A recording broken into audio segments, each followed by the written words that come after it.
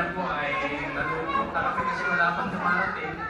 Pero nagkasabay-sabay na po na pagpunta kaya naging matagumpay po yung ating sorpresa. At ito ay bahagi na ng kasaysayan ng buhay ni nanay sapagkat sa loob ng 70 taon, ngayon lang po siya naghanda. Opo, pinaka-7th birthday niya, 7th decade. Kaya po natutuwa kami at nakapiling po namin kayo at sa mga iba pang pagkakataon, sana po ay magkasama-sama pa tayo at marami po pong darating. No? At sa tingin ko po, masisigla po yung aking mga magulang. Kalo po kami sa paggawa. Ayaw papigil eh. Kahit na papagod na.